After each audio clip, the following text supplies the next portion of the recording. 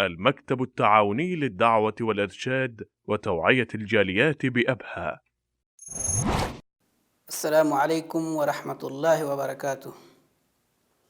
الحمد للہ رب العالمین والصلاة والسلام علی اشرف الانبیاء والمرسلین نبینا محمد وعلی آلہ وصحبہ اجمعین، اما بعد۔ محترم سامعین، آج کی اس درس میں میری گفتگو کا موضوع ہے نیک اعمال کی قبولیت کی شرائط۔ سامعین اکرام، دین اسلام میں کسی بھی نیک عمل کی قبولیت کے لیے 3 شرطوں کا پایا جانا ضروری ہے۔ نمبر 1، اللہ تعالیٰ پر ایمان لانا اور اس کی توحید کا اقرار کرنا۔ مطلب یہ کہ نیک عمل کرنے والا کا عقیدہ شرک کی آلودگی سے پاک ہو۔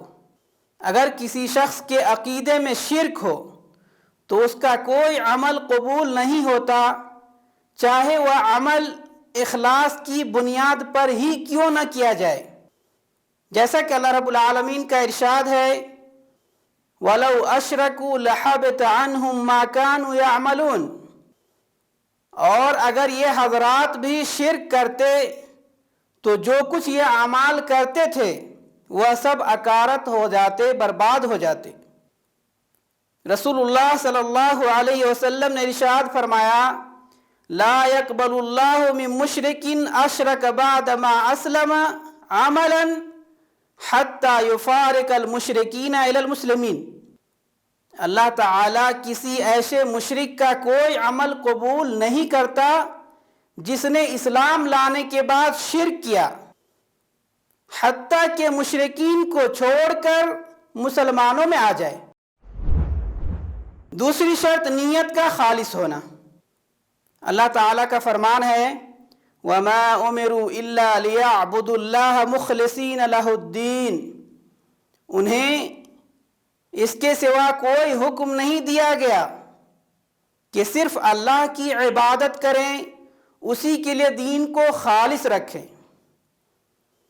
اخلاص کا معنی یہ ہے کہ جو نیک عمل کیا جا رہا ہے وہ خالص اللہ کی رضا کے لیے کیا جائے، اس میں کوئی دنیاوی مفاد یا دکھلاوا مقصود نہ ہو۔ ارشاد باری تعالی ہے، وَمَا لِأَحَدٍ عِندَهُ مِن نِعْمَةٍ تُجْزَىٰ إِلَّا ابْتِغَاءَ وَجْهِ رَبِّهِ الْأَعْلَىٰ۔ کسی کا اس پر کوئی احسان نہیں کہ جس کا بدلہ دیا جا رہا ہو مگر صرف اپنے پروردگار بزرگ و بلند کی رضا چاہنے کے لیے۔ نیز اللہ رب العالمین کا ارشاد ہے، انما نطعمکم لوجہ اللہ لا نرید منکم جزاء ولا شکورا۔ ہم تو تمہیں صرف اللہ تعالیٰ کی رضا مندی کے لیے کھلاتے ہیں، نہ تم سے بدلہ چاہتے ہیں نہ شکر گزاری۔ نبی اکرم صلی اللہ علیہ وسلم نے فرمایا، انما الاعمال بالنیات وانما لکل امرئ ما نوی۔ بے شک اعمال کا دار و مدار نیتوں پر ہے، اور ہر شخص کے لیے وہی ہے جس کی اس نے نیت کی۔ اسی طرح ایک حدیث میں آتا ہے، قیامت کے دن ایک قاری، شہید اور سخی کو جہنم میں پھینک دیا جائے گا، کیونکہ دنیا میں ان کے نیک اعمال کرنے کا مقصد اللہ کی رضا نہیں بلکہ ریا اور دکھاوا تھا۔ محض ان کی نیت کی خرابی کی وجہ سے ان کے اتنے بڑے بڑے اعمال رد کر دیے جائیں گے۔ تیسری شرط، عمل کا سنت رسول صلی اللہ علیہ وسلم کے مطابق ہونا۔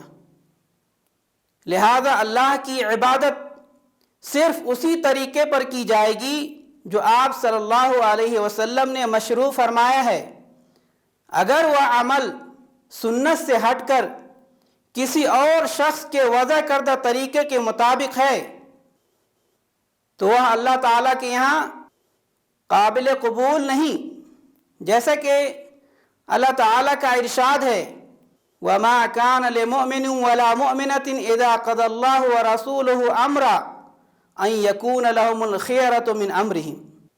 ومن یعص اللہ ورسولہ فقد ضل ضلالا مبینا، اور کسی مومن مرد و عورت کو اللہ اور اس کے رسول صلی اللہ علیہ وسلم کا فیصلہ آ جانے کے بعد اپنے کسی امر کا کوئی اختیار باقی نہیں رہتا۔ یاد رکھو، اللہ تعالیٰ اور اس کے رسول صلی اللہ علیہ وسلم کی جو بھی نافرمانی کرے گا وہ صریح گمراہی میں پڑے گا۔ اور نبی اکرم صلی اللہ علیہ وسلم نے ارشاد فرمایا، من احدث فی امرنا ھذا ما لیس منہ فہو رد، کہ جس نے وہ کام کیا جو ہمارے طریقے پر نہیں تو وہ عمل مردود ہے۔ خلاصہ کلام یہ کہ کوئی بھی نیک عمل اس وقت تک اللہ کی بارگاہ میں قابل قبول نہیں جب تک کہ اس میں یہ 3 شرطیں نہ پائی جائیں۔ عمل کرنے والے کی نیت خالص ہو، عمل کرنے والا کوئی شرکی عقیدہ نہ رکھتا ہو، کیا جانے والا عمل سنت رسول صلی اللہ علیہ وسلم کے مطابق ہو۔ اللہ ہمیں اپنے اعمال میں اخلاص پیدا کرنے اور سنت رسول صلی اللہ علیہ وسلم کے مطابق عمل کرنے کی توفیق عطا فرمائے، آمین۔ وصلی اللہ علی نبینا محمد وعلی آلہ وصحبہ اجمعین۔